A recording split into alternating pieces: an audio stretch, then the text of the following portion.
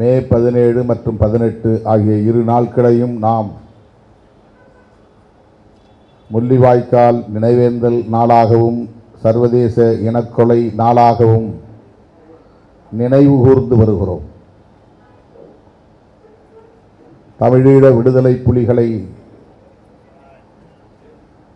எண்ணி, அவர்களின் ஈகத்தை எண்ணி, அவர்களோடு சேர்ந்து களப்பலியான பொதுமக்களுக்கும் மாவீரர்களுக்கும் எமது செம்மாந்த வீர வணக்கத்தை செலுத்துகிறோம். இது ஒரு வீர வணக்க நிகழ்வு. நாம் பெரிதும் நேசிக்கிற தமிழீழ தேசிய தலைவர் அண்ணன் மேதகு பிரபாகரன் அவர்கள் இன்னும் உயிரோடு இருக்கிறார் என்கிற நம்பிக்கை ஒரு புறம், இல்லை என்கிற நிலைப்பாடு ஒரு புறம்.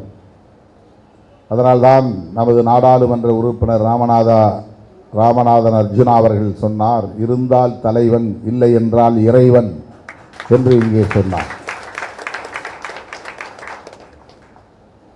அவர் நேதாஜி சுபாஷ் சந்திர போஸ் அவர்களை தனது இன்ஸ்பிரேஷனாக, தனது ஆசானாக ஏற்றுக்கொண்ட தலைவர், கொள்கை ஆசானாக ஏற்றுக்கொண்ட தலைவர். அவர் வழியில் படை கட்டி விடுதலைக்கு போராட வேண்டும் என்கிற முனைப்பை கொண்டவர். இதுவரை நேதாஜி சுபாஷ் சந்திர போஸ் எப்படி இறந்தார் என்று யாருக்கும் தெரியாது. அவர் இறந்து பல 10 ஆண்டுகள் வரையிலும் அவர் உயிரோடு இருந்தார் என்று பலர் சொல்லிக் கொண்டிருந்த காலம் உண்டு. அவர் நேதாஜி சுபாஷ் சந்திர போஸ் அவர்களை தனது கொள்கை ஆசானாக ஏற்றுக்கொண்டதாலோ என்னவோ, அண்ணன் மேதகு பிரபாகரன் அவர்களின் மரணமும் அதே போன்ற ஒரு ஐய நிலைக்கு தள்ளி இருக்கிறது, சந்தேகத்திற்கு தள்ளி இருக்கிறது. சிலர் இல்லை என்கிறார்கள், சிலர் ஆம் என்கிறார்கள். என்னை பொறுத்தவரையில் அண்ணன் இல்லை, எனவே அவருக்கு வீர வணக்கம் செலுத்துவோம் என்றுதான் விடுதலை சிறுத்தைகள் கட்சி நிலைப்பாடு எடுத்திருக்கிறது. இதை சிலர் விமர்சிக்கலாம், எதிராக கருதலாம். எப்படி அவரை மாவீரர் என்று நீங்கள் சொல்லலாம் என எமக்கு எதிரான விமர்சனங்களை முன்வைக்கலாம். அவரோடு நான் ஒரு முறை அல்ல, 2 முறை, சில நிமிடங்கள் அல்ல, ஒரு மணி நேரத்திற்கு மேலாக உரையாடக்கூடிய வாய்ப்பை பெற்றவன். கல்லூரி மாணவனாக இருந்த காலத்திலேயே சென்னையில் அவரை சந்தித்து பேசுகிற வாய்ப்பை பெற்றவன் நான். அதேபோல 2002 2004 அவரை வன்னியில் அண்ணன் தமிழேந்தி அவர்களின் இல்லத்தில் தனிமையில் சந்தித்து பேசுகிற வாய்ப்பை பெற்றவன். அது பெரும் பேறு என்று இன்றைக்கும் எண்ணி பெருமைப்படுகிறவன் நான். அவர் எந்த சூழலிலும் தன்னை தற்காத்து கொண்டு, தன்னோடு வந்தவர்களின் தியாகத்தை பற்றி கவலைப்படாமல், புலிகளின் வீரச் சாவுகளை பற்றி கவலைப்படாமல், தன்னை தற்காத்து கொள்ள வேண்டும் என்ற நிலைப்பாட்டை ஒருபோதும் எடுக்க மாட்டார். அதற்கு வாய்ப்பே இல்லை. எங்கோ இருக்கிறார், தப்பித்து இருக்கிறார் என்று சொல்லுவது அவரை இழிவுபடுத்துகிற ஒரு சொல்லாகத்தான் நான் பார்க்கிறேன். அதற்கு ஒருபோதும் அவர் இடம் தர மாட்டார். எனக்கு பல அறிவுரைகளை சொன்னவர், முக்கியமான அறிவுரை, நீங்கள் தமிழ்நாடு சென்றதும் திருமணம் செய்ய வேண்டும் என்று சொன்னார்.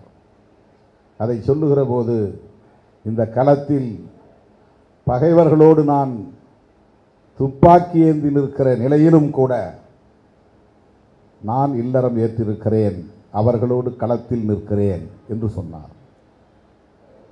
மனைவி மக்களை பாதுகாப்பாக ஒரு இடத்திலே வைத்துவிட்டு தான் மட்டும் களத்திலே இருப்போம் என்று கூட அவர் எண்ணியவர் இல்லை.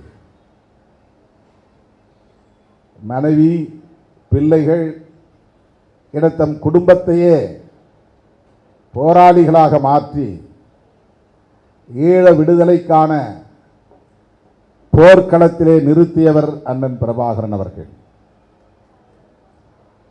தன்னோடு நெருக்கமாக இருந்த ஒரு சக தோழன் சார்ல்ஸ் ஆண்டனி என்கிற போராளி சாவகச்சேரி தாக்குதல் என்று கருதுகிறேன், அந்த தாக்குதலில் களப்பலி ஆனதைத் தொடர்ந்து தன்னுடைய மூத்த மகனுக்கு அந்த போராளியின் பெயரை சார்ல்ஸ் ஆண்டனி என்கிற பெயரை சூட்டியவர் அண்ணன் பிரபாகரன் அவர்கள். அவரும் களப்பலி ஆனார். அப்போது அண்ணன் உயிரோடு தான் இருந்தார். மற்ற பிள்ளைகளையாவது காப்பாற்றிக் கொள்ள வேண்டும் என்று அவர் எண்ணியவர் இல்லை. தன்னுடைய வாழ்க்கை துணைவியாக வாழ்ந்த மதிவதனி அவர்களையாவது பாதுகாப்பாக வைத்திருக்க வேண்டும் என்று அவர் கருதவில்லை. அவர் எண்ணியிருந்தால் ஏதேனும் ஒரு நாட்டுக்கு அவர்களை பாதுகாப்பாக அனுப்பியிருக்க முடியும். எங்காவது போய் நீங்கள் பிழைத்துக் கொள்ளுங்கள் என்று அனுப்பியிருக்க முடியும். அப்படி எண்ணக்கூடியவர் அல்ல அவர்.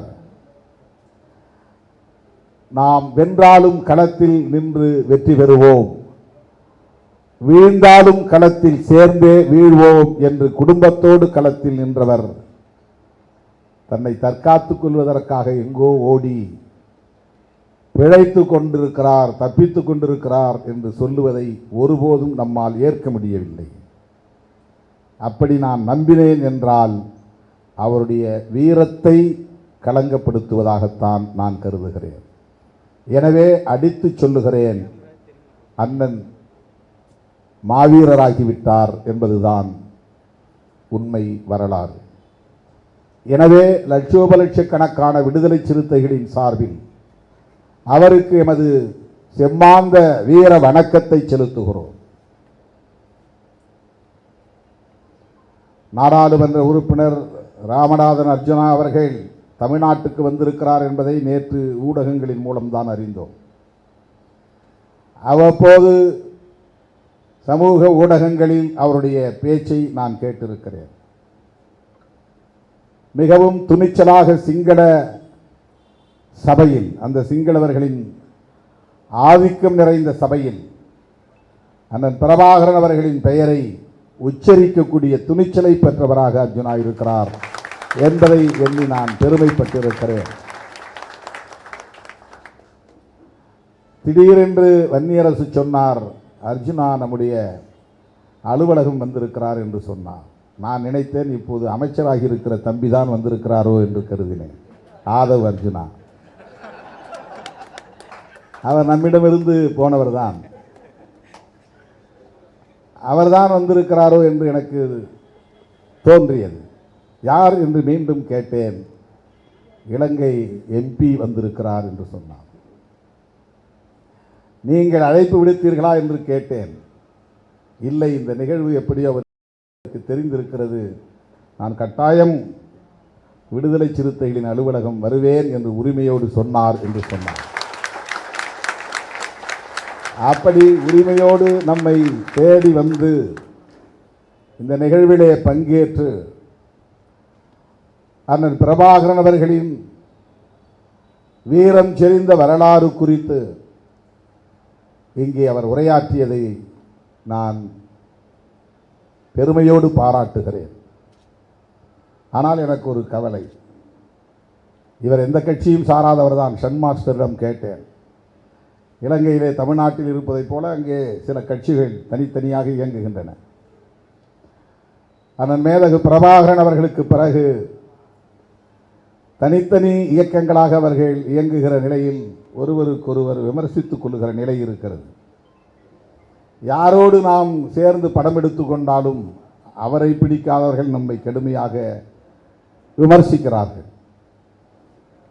ஆகவே இவரோடு இன்றைக்கு நாம் மேடையில் இருக்கிறோம், இவருக்கு பிடிக்காதவர்கள் யார் யாரோ நம்மை விமர்சிப்பார்களோ என்ற அடிப்படையில் ஷன் மாஸ்டரிடம் கேட்டேன். அவர் எந்த கட்சியும் இல்லை, சுயேட்சையாக நின்று வெற்றி பெற்றவர் என்று சொன்னார். சுயேட்சையாக வெற்றி பெறக்கூடிய அளவுக்கு அவருக்கு மக்களிடையே ஒரு வரவேற்பு இருக்கிறது, செல்வாக்கு இருக்கிறது என்பது பாராட்டுதலுக்குரியது. இலங்கையிலே இருக்கிற தேர்தல் முறைக்கும் இந்தியாவிலே இருக்கிற தேர்தல் முறைக்கும் பெரிய வேறுபாடு உண்டு. இந்தியாவிலே ஒரே ஒரு வாக்கு கூடுதலாக ஒருவர் பெற்றால் அவர் வெற்றி. திருப்பத்தூரிலே அப்படித்தான். திமுக அமைச்சரை விட ஒரு வாக்கு கூடுதலாக பெற்றவர் வெற்றி. ஆனால் இலங்கையில் அப்படி அல்ல. ஒவ்வொரு வேட்பாளரும் அல்லது கட்சியும் பெறுகிற வாக்குகள் எத்தனை சதவிகிதம் என்பதை கணக்கிலே கொண்டு அந்த சதவிகிதத்தின் அடிப்படையில் உறுப்பினர்களை அவர்கள் தேர்வு செய்வார்கள்.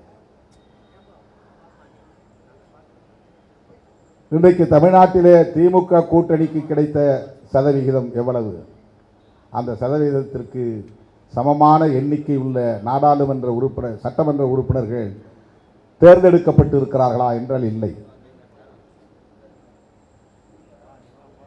ஆனால் அதுவே இலங்கையாக இருந்திருந்தால் அந்த எண்ணிக்கை இன்னும் கூடியிருக்கும்.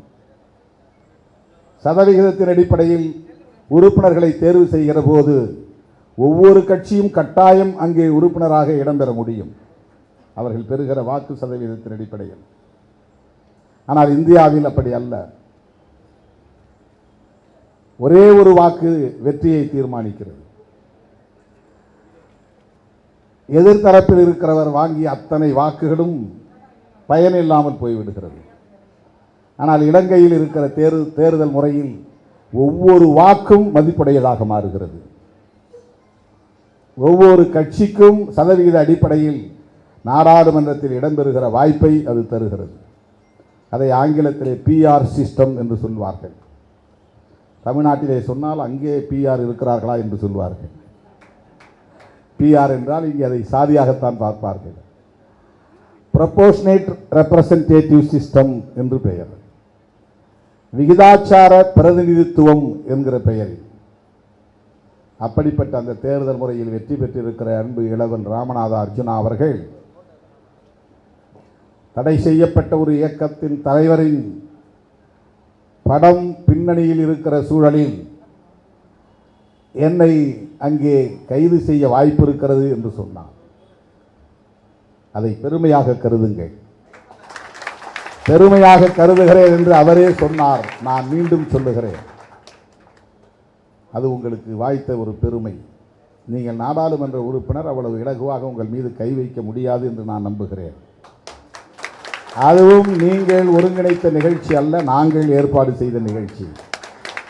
அதுவும் இலங்கையில் நடைபெற்ற நிகழ்ச்சி அல்ல, அது தமிழ்நாட்டில் நடைபெறுகிற நிகழ்ச்சி.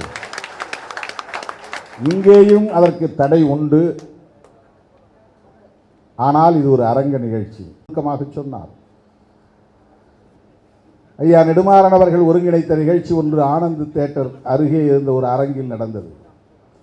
பேசிய தலைவர்கள் அத்தனை பேருமே புலி என்று உச்சரிக்க அச்சப்பட்டார்கள். பிரபாகரன் என்கிற பெயரை உச்சரிக்க அச்சப்பட்டார்கள். நான் எழுந்ததும் பேசினேன். ஈழம் என்றால் புலிகள், புலிகள் என்றால் ஈழம். ஆகவே ஈழ அரசியலை பேசுவோம் என்றால் புலிகளின் அரசியலை பேசித்தான் ஆக வேண்டும்.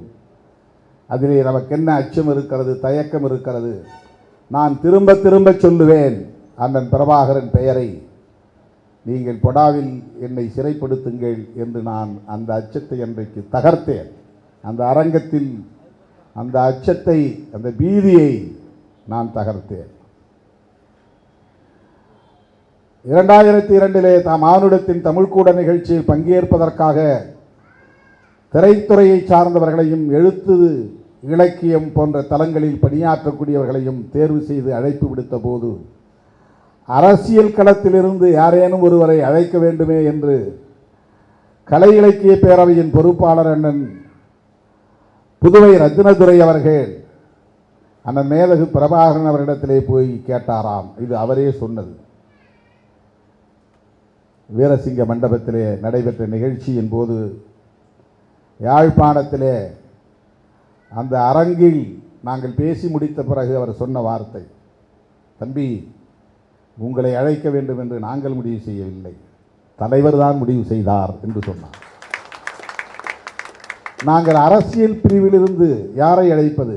திரைப்படத்துறையிலிருந்து புகழேந்தி தங்கராஜ், ஓவியர், அந்த கலை இலக்கிய தளத்தில் இருந்து ஓவியர் மருது,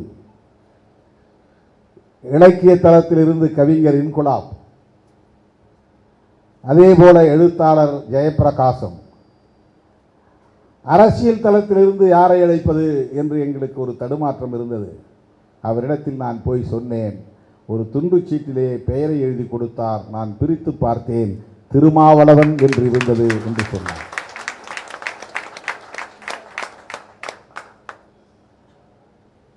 (2002) மானுடத்தின் தமிழ்கூடல் மாநாட்டில் பங்கேற்கிற வாய்ப்பை எனக்கு வழங்கியவர் அண்ணன் மேதகு பிரபாகரன் அவர்கள். அந்த பயணத்தின் போதுதான் எங்களை அழைத்து அவரே அந்த இராணுவ மிடுக்கோடு நின்று எங்களை சர்வதேச தலைமைச் செயலகத்தின் வாசலில் நின்று வரவேற்றார். ஒவ்வொருவரையும் கட்டி அணைத்து வரவேற்றார்.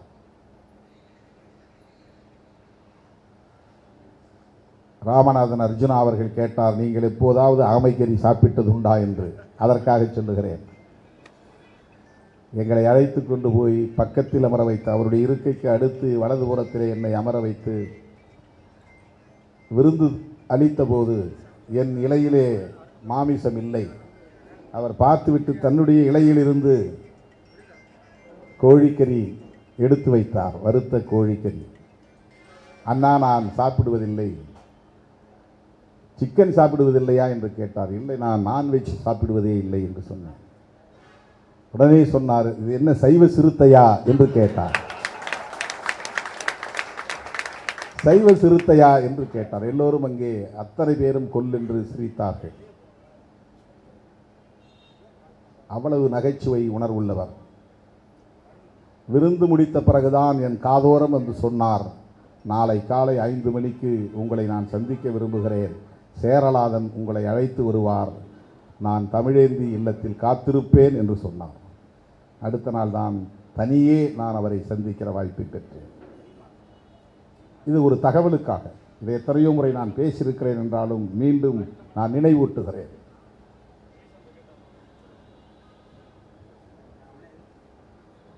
தோழர்களே, அண்மையிலே நான் ஒரு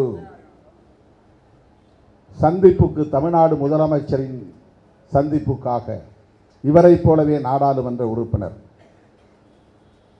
நான் அண்ணன் ஐங்கரநேசன் அவர்களின் அழைப்பை ஏற்று மரநடுகை நிகழ்விலே பங்கேற்பதற்காக யாழ்ப்பாணம் சென்றிருந்த போது, அது 2வது முறையோ 3வது முறையோ, அப்போது முதல்வராக இருந்த திரு விக்னேஸ்வர் அவர்களும் நானும் பங்கேற்ற நிகழ்வு ஒரு முறை நடந்திருக்கிறது.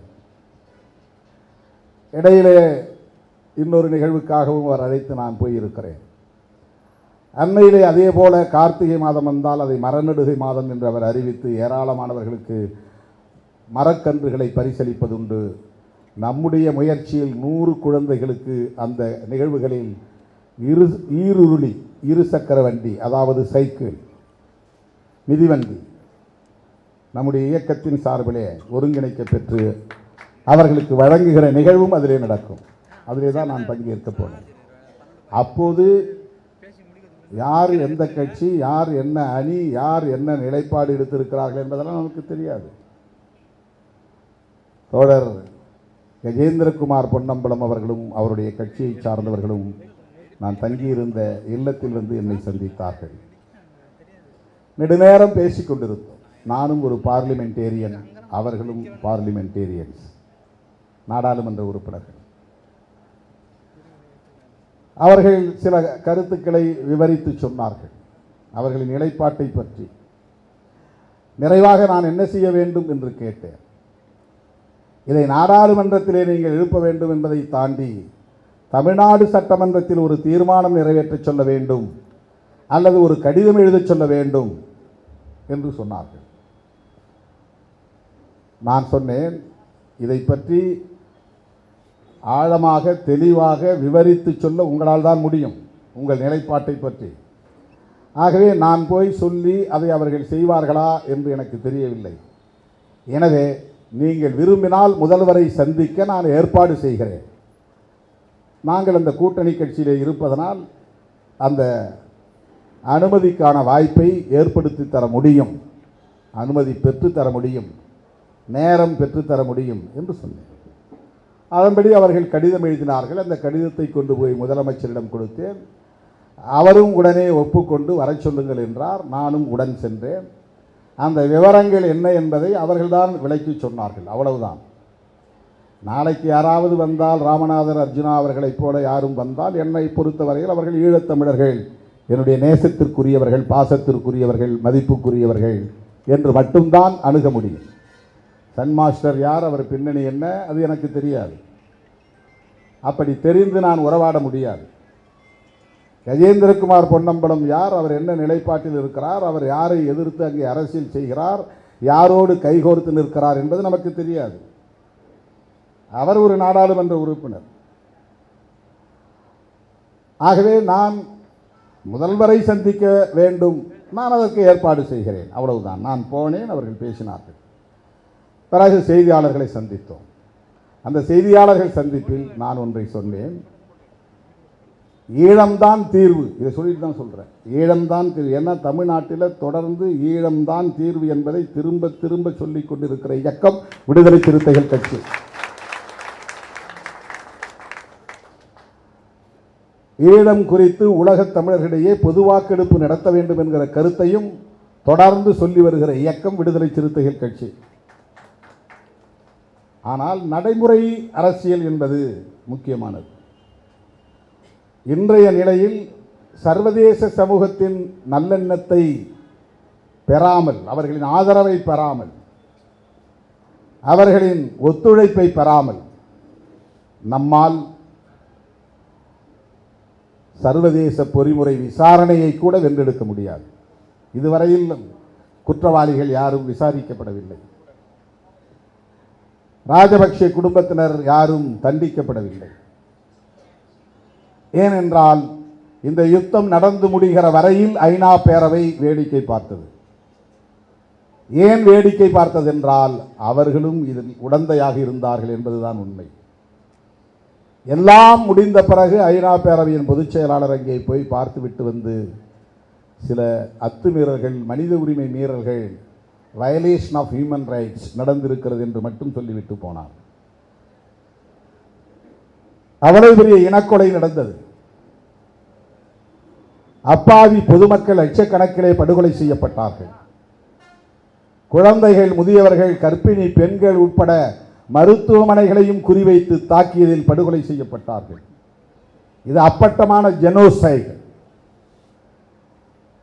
அங்கே நான் நாடாளுமன்ற குழுவிலே போயிருந்த போது அவர்களை சந்தித்து விட்டு வந்து செய்தியாளர்கள் சந்திப்பை ஏற்பாடு செய்து அதில் முதலில் டிக்ளேர் செய்தோம், அது அப்பட்டமான இனக்கொலை, புரூட்டல் ஜெனோசைட் என்று அறிவித்து மிகப்பெரிய ஒரு ஆர்ப்பாட்டத்தையும் நடத்திய இயக்கம் விடுதலை சிறுத்தைகள் கட்சி.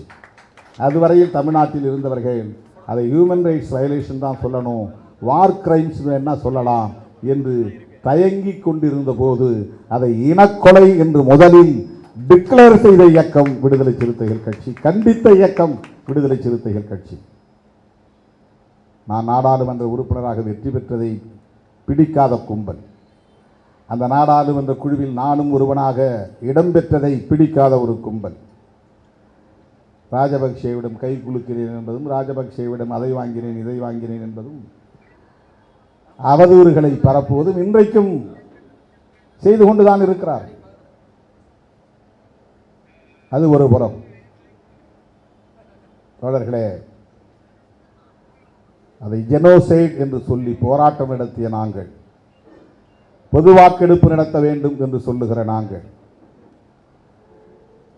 பார்லிமெண்டேரியன் என்கிற வகையிலே பாராளுமன்றத்தில் இருப்பவர்கள் அவர்களின் கடமை உணர்ந்து செய்ய வேண்டிய வேலையும் இருக்கிறது. நான் வெளியே நின்றுட்டு சொல்லலாம், எனக்கு ஒரே தீர்வு தமிழீழம்தான், சரி, அதற்கு பொது வாக்கெடுப்பு நடத்த வேண்டும் சொல்லலாம். யார் பொது வாக்கெடுப்பு நடத்த முன் வருவார்கள்? யார் சொல்லுவா? ஈழத்தமிழர்களை எல்லாம் நீங்கள் பொது வாக்கெடுப்பு நடத்துங்கன்னு சிங்களவன் சொல்லுவானா? அங்கே இருக்கிற அந்த அரசு சொல்லுமா? அல்லது அந்த நாட்டுக்கு நீ பொது வாக்கெடுப்பு நடத்து என்று சொல்லுவதற்கு அதிகாரம் படைத்தவர்கள் யார்?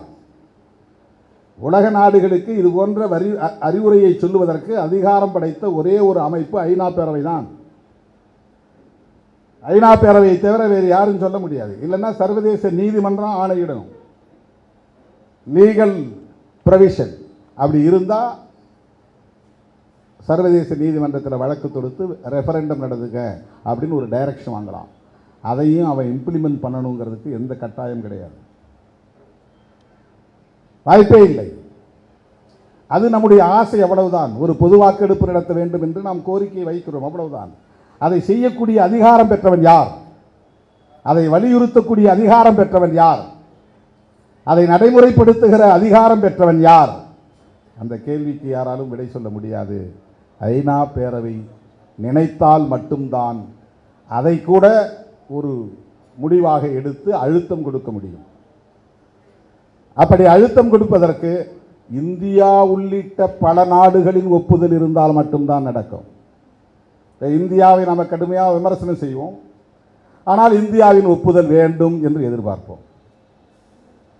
இந்திய அரசுதான் இந்த இனக்கொலை செய்தது என்று கடுமையாக விமர்சனம் செய்வோம், ஆனால் இந்திய அரசு நம் கோரிக்கையை ஏற்க வேண்டும் என்றும் விரும்புவோம். இந்த முரண்கள் நம்மிடையே இருக்கிறது, அது ஒரு புறம். அதனால் நம் கண் முன்னால் இந்த புதிய அரசு ஒரு கான்ஸ்டிடியூஷனல் அமெண்ட்மெண்ட், புதிய சட்டம், அமெண்ட்மெண்ட் கூட இல்லை, புதிய அரசமைப்பு சட்டத்தை எழுதுவதற்கான முயற்சியை மேற்கொள்கிறார்கள். நாம் எங்கள் பாரதிய ஜனதா கட்சி அப்படி ஒரு முயற்சியை எடுக்கிறதுங்கிறத சொல்லி ராகுல் காந்தி வரையிலும் எதிர்ப்பு கிளம்பியதால் அவர்கள் அப்படியே போட்டாங்க. வாஜ்பாய் பிரதமரான உடனே நான் கான்ஸ்டிடியூஷனை மாற்ற போகிறேன்னு சொன்னார். அப்போ கடுமையான எதிர்ப்பு இருந்துச்சு. அவர் மைனாரிட்டி அரசு நடத்தினார், பல கட்சிகளின் ஆதரவோடு தான் அவர் ஆட்சி நடத்தினார். இப்போ தமிழ்நாட்டுக்குள்ள ஒரு ஆட்சி உருவாகி இருக்கிற மாதிரி பல கட்சிகளின் ஆதரவோடு தான் இங்கே அவர் ஆட்சி நடத்தினார். அப்போ அவரால் கான்ஸ்டிடியூஷனை தூக்கி எறிய முடியல, புதிய கான்ஸ்டிடியூஷனை உருவாக்க முடியல. ஆனால் அதை மீளாய்வு செய்வதற்கென்று வெங்கடாச்சல ஐயா கமிஷன் ஒரு கமிஷனை போட்டார். அவங்களுடைய டார்கெட்டே என்னன்னா இந்த கான்ஸ்டிடியூஷனை மாற்றணுங்கிறது தான். இப்போ குறைந்தபட்ச உரிமை கூட இல்லாத ஒரு கான்ஸ்டிடியூஷன் என்னென்னா 13th அமெண்ட்மெண்ட்னு ஒன்று உருவாக்கியிருக்கிறாங்க. அதில் ஒரு அமெண்ட்மெண்ட்டு, அது இலங்கை அரசும் இந்திய அரசும் சேர்ந்து போட்ட ஒப்பந்தத்தின் அடிப்படையில் மாகாண அரசுகளை நிறுவுவது, தேர்தல் முறைப்படி முதல்வர்களை தேர்ந்தெடுப்பது, அது அடிப்படையிலான சில அதிகார வரையறைகள் அவர்களுக்கு தரப்பட்டிருக்கிறது, அவ்வளவுதான். இதை ஏற்காமல் இப்போது வந்திருப்பவர்கள் அதையும் மாற்ற வேண்டும். ஒரே யூனிட்டரி கவர்மெண்ட், இங்கே இருக்கிற மக்கள், ஆளும் வர்க்கம் சிங்கள மக்கள் தான், அவர்கள் மட்டும்தான் எப்போதும் ஆட்சி பீடத்தில் இருக்க முடியும் என்கிற நிலையில் ஒரு அரசமைப்பு சட்டத்தை புதிய சட்டத்தை கொண்டு வர வேண்டும் என்று முயற்சிக்கிற போது நாடாளுமன்ற உறுப்பினர்களாக இருந்தவர்கள் இதற்கு என்ன எதிர்வினை ஆற்றினார்கள் என்கிற கேள்வி எழும். உனக்கு டார்கெட் தமிழ், அது பின்னால் இனிமேல் நீங்கள் ரிவைவ் ஆகணும், ரீகுரூப் ஆகணும், மறுபடியும் ஆயுதம் தாங்கி போராட போகிறோமா அல்லது அறவழியில் போராட போகிறோமா, தமிழீழ கோரிக்கை எப்படி நாம் முன்வைக்க போகிறோம், இதெல்லாம் ஒரு பெரிய லாங் ப்ராசஸ். இதெல்லாம் எப்போ நடக்கும் அப்படிங்கிறதுக்கு நம்மால் எந்த உறுதியையும் தர முடியாது. முதலில் உலகத் தமிழர்கள் ஒன்றுபட வேண்டும், ஒருவருக்கொருவர் விமர்சனம் செய்வதை நிறுத்த வேண்டும். அதன் பிறகு சர்வதேச சமூகங்களின் ஆதரவை பெற வேண்டும். சர்வதேச சமூகங்களின் ஆதரவை பெறுவதற்கு முன்பு இந்திய அரசின் ஆதரவை பெற வேண்டும். இந்திய அரசும் சேர்ந்து ஒத்துழைத்தால் மட்டும்தான் ஐநா பேரவையிலே பிற நாடுகளின் ஆதரவை வென்றெடுக்க முடியும். இதெல்லாம் நடந்தால் தான் ரெஃபரண்டம், இல்லைன்னா அதெல்லாம் பேசவே முடியாது. ஆகவே அது ஒரு தொலைதூரத்தில் இருக்கிற ஒரு திட்டம். அதனால் நான் பிரஸில் சொன்னேன், தமிழீழம் என்பது எங்கள் கனவு தான், இலக்கு தான் என்று சொன்னேன். கனவுன்னு எப்படி நீங்கள் சொல்லலாம் அப்படின்னு விமர்சனம் செய்கிறார்கள். ஏன்னா அடிப்படையில் திருமாவளவனை பிடிக்கவில்லை அவர்கள். 30-40 ஆண்டுகளாக இந்த களத்தில் திருமாவளவன் எப்படி பாடுபட்டான் என்பதை அறியாதவர்கள் பரப்புகிற அவதூறு அது. தலித் இயக்கங்களை சார்ந்தவர்களை சொல்லுவார்கள், இவன் பிரபாகரனுக்காகத்தான் இயக்கம் நடத்துகிறான், தலித்துகளுக்காக இயக்கம் நடத்தவில்லை என்று இங்கே எனக்கு எதிரான பிரச்சாரங்களை ஒருபுறம் செய்து கொண்டிருந்த காலம் அது. இப்போதும் செய்கிறார்கள். ஆகவே அந்த பிரஸ் மீட், அந்த செய்தியாளர் சந்திப்பிலே நான் சொன்னேன், இந்த நாடாளுமன்ற உறுப்பினர்கள் முதல்வரை சந்தித்தார்கள், சில கோரிக்கைகளை வைத்தார்கள். இடைக்காலமாக தற்காலிகமாக அரசமைப்பு சட்டம் எழுதப்படுகிற போது யூனிட்டரி கவர்மெண்ட் என்று வராமல் பார்த்து கொள்ள வேண்டும். ஒரு ஃபெடரல் ஸ்ட்ரக்சர் என்பதை நீங்கள் வற்புறுத்த வேண்டும். இது ஒரு டெம்பரரி அட்ஜஸ்ட்மெண்ட். ஒரு பார்லிமெண்டேரியன் இதை தான் பேச முடியும். பார்லிமெண்டேரியன் இல்லை எங்களுக்கு இதெல்லாம் வேண்டாம், எங்களுக்கு ஒரே இலக்கு தான், நாங்கள் ஈழத்தை தான் வென்றெடுப்போம், அதுவரையில் நாங்கள் இதை பற்றியெல்லாம் கவலைப்பட மாட்டோம் என்றால் அவன் எந்த எதிர்ப்பும் இல்லாமல் ஒரு கான்ஸ்டிடியூஷனை அவன் விரும்புகிற மாதிரி கொண்டு வந்து விடுவான், குறைந்தபட்ச எதிர்ப்பு கூட இல்லாமல். ஆகவே ராமநாத அர்ஜுனா உட்பட நாடாளுமன்ற உறுப்பினர்களின் பொறுப்பு, நாடாளுமன்ற உறுப்பினர்கள் என்கிற அடிப்படையில் ஆற்ற வேண்டிய பொறுப்பு, எதிர்வினை செய்ய வேண்டிய பொறுப்பு இருக்கிறது. அதுதான் உங்களுடைய ரெஸ்பான்சிபிலிட்டி. கான்ஸ்டிடியூஷன்லேயே அவன் கை வைக்கிறான்னா என்ன அப்ஜெக்ஷன்? சரி, அப்ஜெக்ட் பண்ணாக்க என்ன உங்களுடைய கோரிக்கை? இது ஒரு டெம்பரரி தான். ஈழத்தை வென்றெடுக்க வேண்டும் என்பது வெளியிலே மக்களை திரட்ட வேண்டும், அரசியல்படுத்த வேண்டும். அது ஆயுத வழி போராட்டமா அறவழி போராட்டமா என்பதை தீர்மானிக்க வேண்டும். அதை தீர்மானிக்கிற தலைமையை நிறுவ வேண்டும். உலகம் தழுவிய அளவில் தமிழர்களை ஒருங்கிணைக்கிற ஆற்றல் வாய்ந்த ஒரு தலைமை உருவாக வேண்டும். ஆளாளுக்கு ஒரு கருத்தை பேசிக் கொண்டிருந்தால் அது நிகழாது.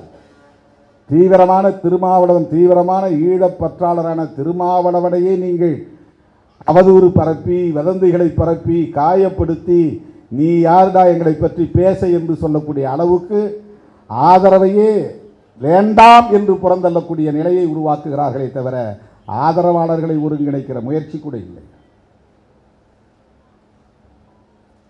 என்ன இப்போ பொலிட்டிக்கல் அப்ரோச் இருக்கு? இது என்ன அரசியல் அணுகுமுறை இருக்கிறது? ஈழத்தை பற்றிய விழிப்புணர்வு இல்லாதவனையும் நாம் அரசியல் படுத்தி அணிதிரட்ட வேண்டும், அது பெரிய பணி. ஆனால் ஈழ அரசியலை தமிழ் மண்ணிலே தொடர்ந்து வேர்க்கால் மட்டம் வரையில் பரப்பிய ஒரு பேர் இயக்கம் விடுதலை சிறுத்தைகள் கட்சி. இன்னைக்கு பலரும் சொல்லலாம், நாங்கள் தான் பிரபாகரனை கொண்டு போய் சேர்த்தோம். விடுதலை சிறுத்தைகள் அப்படி கிளைம் பண்ணல. ஆனால் முதல் முறையாக எல்லா குக்கிராமங்களுக்கும் ஒவ்வொரு இல்ல விழாவிலும், காதணி விழாவிலும், திருமண விழாவிலும், இல்ல திறப்பு நிகழ்வுகளிலும் அண்ணன் பிரபாகரன் அவர்களின் படத்தை பொறித்து நிகழ்ச்சிகளை நடத்திய இயக்கம் விடுதலை சிறுத்தைகள் கட்சி.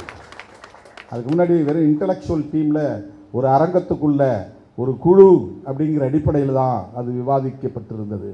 விடுதலை சிறுத்தைகளின் வரவுக்கு பிறகுதான் அது வெகு மக்களிடையே பேசுகிற ஒரு பெரும் அரசியலாக மாறியது.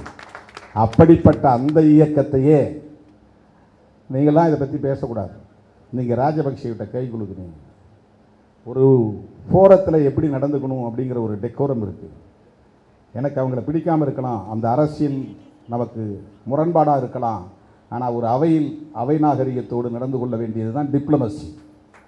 அதுதான் டிப்ளமசி. அங்கே போயிட்டு நாம் ரவுடித்தனமாக நடந்துக்க முடியாது, இம்மெச்சூர்டாக முதிர்ச்சியற்ற முறையில் நடந்து கொள்ள முடியாது. சிங்களவர்களும் புலிகளும் நேருக்கு நேர் மோதினாலும் பேச்சுவார்த்தையின் போது ஒருவருக்கொருவர் கைகுலுக்கிக் கொண்ட வரலாறு உண்டு. கடுமையாக முரண்பட்ட நிலையிலும் ஒருவருக்கொருவர் கைகுலுக்கிக் கொள்வது அவை நாகரிகம். அவ்வளவுதான். ஆனால் ஈழத்தமிழர்கள் தமிழ்நாட்டு அரசியலுக்குள் புகுந்து தமிழ்நாட்டு அரசியலில் இருக்கிற தேர்தல் நிலைப்பாடுகளை புரிந்து கொள்ளாமல், நீங்கள் ஏன் காங்கிரஸோடு சேர்ந்தீங்க, நீங்கள் ஏன் திமுகவோடு சேர்ந்தீங்க, இது தமிழ்நாட்டு அரசியல் சூழல். இது தேர்தல் நிலைப்பாடு என்பது இங்கு இருக்கிற இந்திய தேசிய அரசியலோடு தொடர்புடையது. இங்கே காங்கிரஸா பிஜேபியானா எங்களை பொறுத்தவரையில் நாங்கள் பிஜேபி தான் எதிர்ப்போம். ஆகவே காங்கிரஸோடு தான் நிற்க வேண்டியிருக்கும். இங்கே இடதுசாரி அரசியலா வலதுசாரி அரசியலா என்றால் நாங்கள் இடதுசாரிகளோடு தான் நிற்போம், வலதுசாரிகளை எதிர்க்க வேண்டியிருக்கும். ஆகவேதான் ஈழத்தமிழர்களை பொறுத்தவரையில் யாரோடும் நீங்கள் நட்பு வைத்துக் கொள்ளலாம் என்ற நிலைப்பாட்டை விடுதலை சிறுத்தைகள் எடுத்தோம். உங்களுக்கு பிஜேபி அங்கே கவர்மெண்ட் இருக்குன்னா பிஜேபியோட நீங்கள் நட்பு வச்சுக்கங்க, உறவாடுங்க, அதை நாங்கள் ஒருபோதும் விமர்சிக்க மாட்டோம். அதிமுகவினுடைய ஆதரவு வேண்டுமா, ஜெயலலிதா அம்மையாரை சந்தியுங்கள், பேசுங்கள், உறவாடுங்கள், அதில் ஒருபோதும் எங்களுக்கு விமர்சனம் இருக்காது. எங்களுக்கு அதிமுகவோடு முரண்பாடு இருக்கலாம். சிறு குழுக்களின் ஆதரவும் தேவை, பெரிய இயக்கங்களின் ஆதரவும் தேவை. ஆனால் இந்த ஈழ விடுதலை வரலாற்றில் தொடர்ந்து ஈழத்தமிழர்கள் சிறிய குழுக்களின் ஆதரவுகளை மட்டும்தான் தேடினார்கள். 1 கோடி உறுப்பினர்களை கொண்ட திமுகவை புறந்தள்ளிவிட்டார்கள். ராஜீவ்காந்தியை படுகொலை செய்ததனால் இந்த அரசியலே பேச மாட்டோம் என்று அதிமுக ஒதுங்கி கொண்டது. அதுவும் 1 கோடி உறுப்பினர்களை கொண்ட பேரியக்கம். இந்த 2 பேரியக்கங்களோடு நல்ல உறவை பேண முடியாமல் போனது ஈழத்தமிழர்களின் அணுகுமுறை. சின்ன சின்ன குரூப், அரங்குகளில் ஆவேசமாக பேசக்கூடிய குழுக்கள், சில 1000 பேர்களை சில லட்சம் பேர்களை மட்டுமே கொண்ட சிறிய சிறிய அமைப்புகளை இவர்கள் நம்பி அவர்களோடு பயணிக்கிற நிலைதான் உருவானது. தமிழ்நாட்டிலே சட்டமன்றத்திலும் நாடாளுமன்றத்திலும் பேசுகிற வல்லமை பெற்ற ஆளுமை பெற்ற இயக்கங்களோடு இவர்களுக்கு நல்ல உறவே இல்லாமல் போனது. திமுகவை கடுமையாக விமர்சித்து இவர்களே விலகி நின்றார்கள். அதிமுக மே 21, 1991 என்று கருதுகிறேன், 91 ராஜீவ் படுகொலை. அந்த படுகொலைக்கு பிறகு ஒட்டுமொத்தமாக அதிமுக வன்னி கைப்பற்றுகிற வரையில், புலிகள் சூழப்படுகிற வரையில் அமைதியாக இருந்த இயக்கம் அதிமுக. அதுக்கு பிறகுதான் அறிக்கைலாம் விட்டாங்க.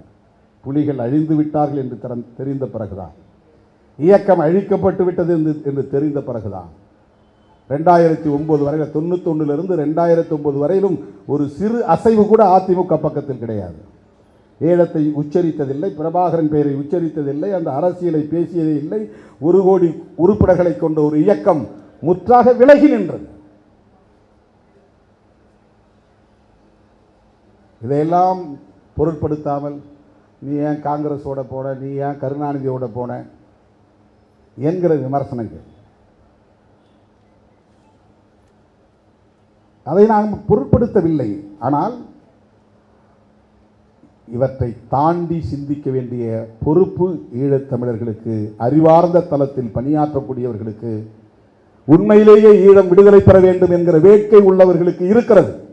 அதை சுட்டிக்காட்ட வேண்டிய பொறுப்பு நமக்கு இருக்கிறது.